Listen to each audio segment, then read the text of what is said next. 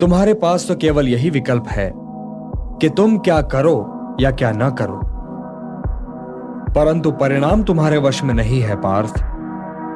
कर्म फल तुम्हारे वश में नहीं है। तुम्हारे अधिकार की सीमा इस विकल्प पर समाप्त हो जाती है कि तुम युद्ध करोगे या नहीं करोगे, किंतु युद्ध का परिणाम तुम्हारे हाथ में नहीं है।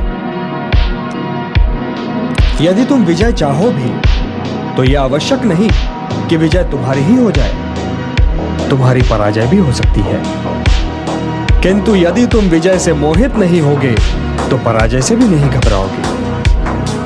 यदि तुम ये सोचो पार्थ कि चाहे विजय हो चाहे पराजय, किंतु तुम तो केवल इसलिए युद्ध कर रहे हो कि युद्ध करना तुम्हारा कर्तव्य है, तो विजय के सुख या पराजय के दुख का प्रश्न ही नहीं उठता। विजय और पराजय, जीवन और मृत्यु, सुख और दुख के प्रश्नों में ना उलझो और युद्ध करो। यदि इस युद्ध में तुम्हारी विजय हुई तो पृथ्वी का राज्य और यश भोगोगे, और यदि वीर गति को प्राप्त हुए तब भी यश के साथ साथ स्वर्ग पाओगे। इसलिए हे कौन्तेय, उठो, सुख दुख, लाभ हानि, जय पराजय सबको समान समझो और युद्ध करो, कि यही तुम्हारा क्षत्रिय कर्तव्य भी है और मानव धर्म भी। और जो न विजय से सुखी हो और न पराजय से दुखी, वही स्थित प्रज्ञ है, यही कर्म योग है। तुम सर्वश्रेष्ठ धनुर्धर हो, परंतु यदि तुम्हारा आखेट तनिक भी इधर से उधर हो जाए तो तुम चूक जाओगे। तुम्हारा अधिकार तुम्हारे वाण संधान पर है, तुम्हारा अधिकार तुम्हारी दृष्टि पर है, परंतु उस मृग पर तुम्हारा कोई अधिकार नहीं जिसकी ओर तुम बाण चला रहे हो। हे धनंजय, सत्पुरुष कभी अपने अधिकारों की सीमा का उल्लंघन नहीं करते। अर्थात अपने कर्म में स्थिर रहो पार्थ, स्थिर रहो, क्योंकि कर्म की कुशलता का ही नाम योग है। मेरा हाथ तो अब भी गांडीव की ओर नहीं बढ़ रहा है केशव। मेरी समझ में तो अब भी ये नहीं आ रहा है कि इस युद्ध से लाभ क्या होगा।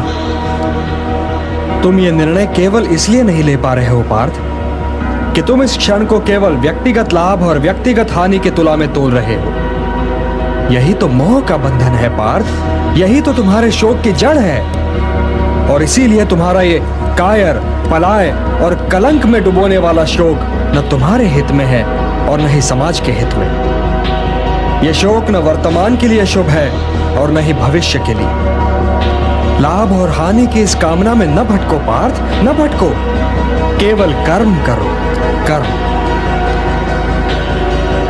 हे पार्थ, सामान्य पुरुष विषय का ध्यान करता है और विषय का ध्यान उसे आसक्त बना देता है। इस आसक्ति या लगाव से काम का जन्म होता है। जब काम की पूर्ति नहीं होती तो क्रोध उत्पन्न होता है। जब क्रोध उत्पन्न होता है तो विषय के प्रति मोह और बढ़ जाता है, और जब मोह और बढ़ जाता है पार्थ, तो सोचने की शक्ति भटक जाती है।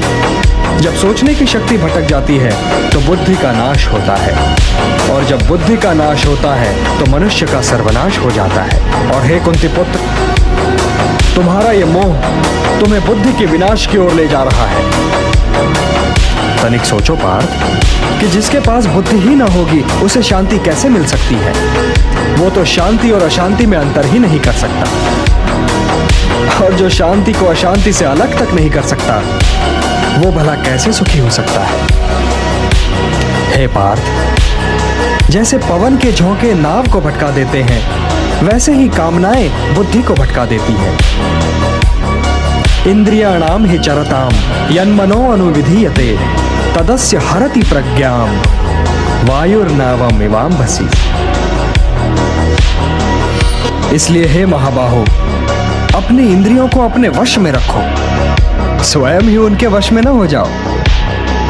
पार्थ, ये बात ध्यान से सुनो और समझो कि जब संसार सोता है तब मुनि जागता है, और जब संसार जागता है तब मुनि सोता है।